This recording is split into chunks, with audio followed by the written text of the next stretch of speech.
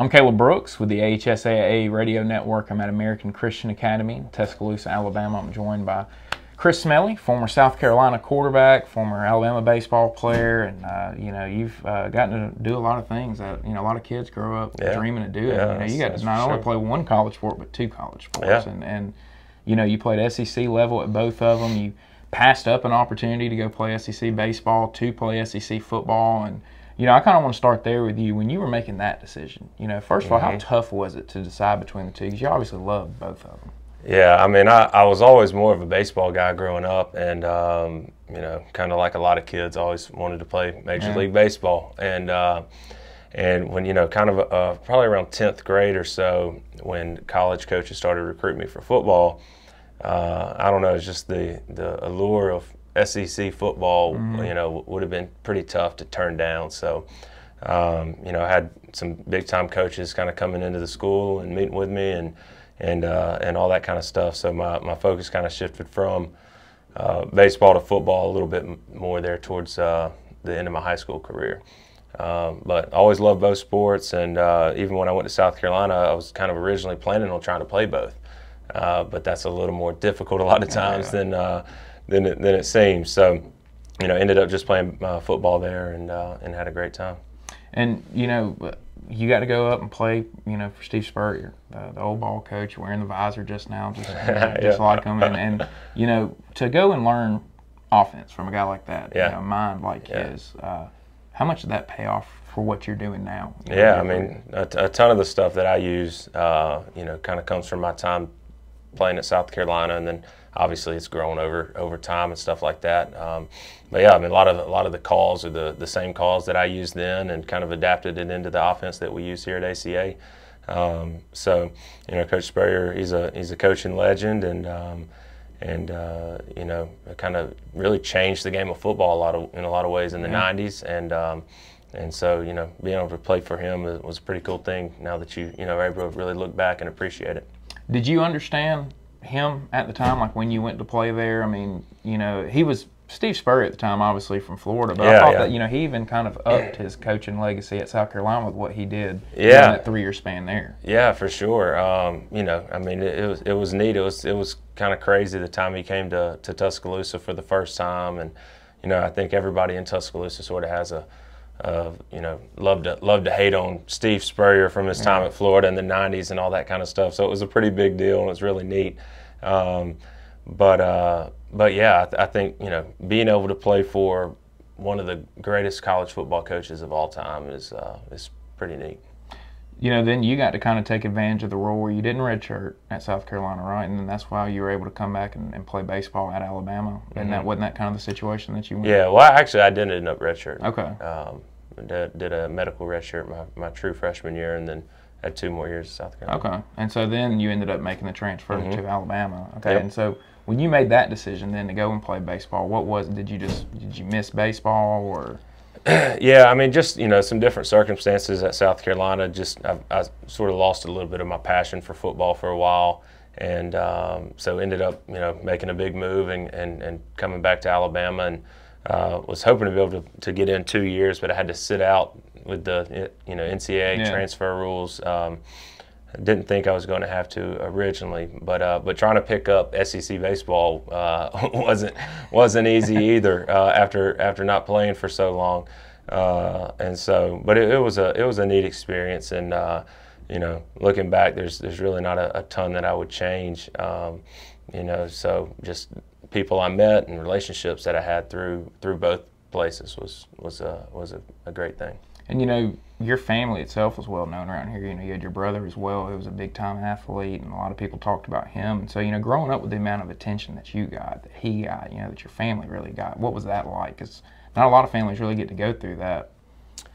Yeah, I mean, I don't know. I guess I never really knew anything different. I guess you got the last name Smelley already, so it's kind of a unique last name, and now it's sort of made a little bit of a name for itself in Alabama and in the SEC a little bit. So it's a pretty recognizable name. But at the end of the day, just I know that myself and my brother both really enjoyed our time being able to play and compete, and you know, I feel super blessed to be able to continue to be in athletics and doing what I'm doing now.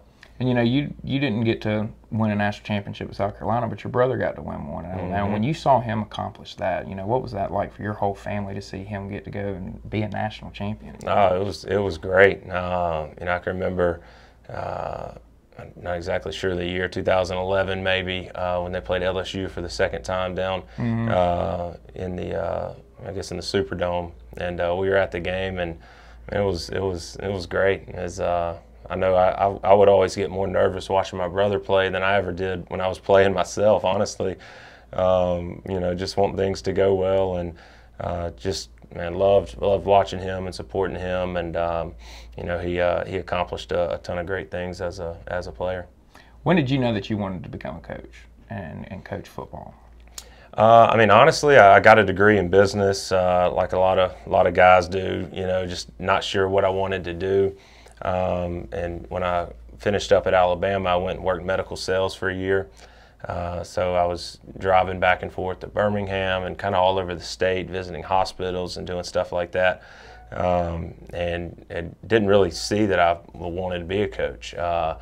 And after about a year, I got a call from my former headmaster, who's still the headmaster at AHSAA, Dan Carden, and he said, you know, we're doing some different things, coaching-wise and teaching-wise, and want to come see if you'd want to sit down with me.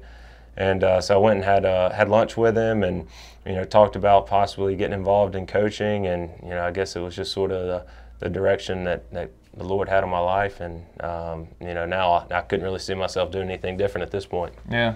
And you know, you had a few years as an assistant before you took over as the head guy here, and you know, not that long. I mean, only 3 years as an assistant coach, and so you're kind of thrown into the fire at a young age as the head guy here. You know, what were some of the learning experiences that you had to go through once you took the job? Oh man, so much. Yeah, I did not get the typical experience that a lot of, you know, coaches that become head coaches have, where you get to really learn and watch and observe. I had a year where I coached at Hillcrest under Adam Weingarten, who's a fantastic high school coach and does a great job. But even then, I didn't even know that I was going to, you know, coaching was going to be the thing that I would want to do forever. And so I probably even missed opportunities to learn then. But yeah, just early on, just trying to figure it out and you know, kind of implement my style of doing things and my way of doing things from a head coach, and made tons of mistakes and different things. But you know, I think over the last 5 or 6 years, hopefully I've learned a few things that have been good for us. Was it a tougher transition to being the head football coach of a team, or doing all the, you know, administrative work and all, you know, bus trip plans, things like that on the other side? Yeah, I mean, definitely as a head coach, you don't do as much coaching as you do when you're just an assistant. You know, you're having to worry about all the other things. Another coach buddy of mine told me you're really more of a politician when you're a head football coach. And so, yeah, there is a ton that goes into it. But I'm super blessed here to be able to have a good bit of time to put just towards the coaching. I also teach here, and so I enjoy kind of all aspects of it, kind of the organization side of it, you know, planning things out, and you know, promoting and pushing our kids, sort of every bit of it.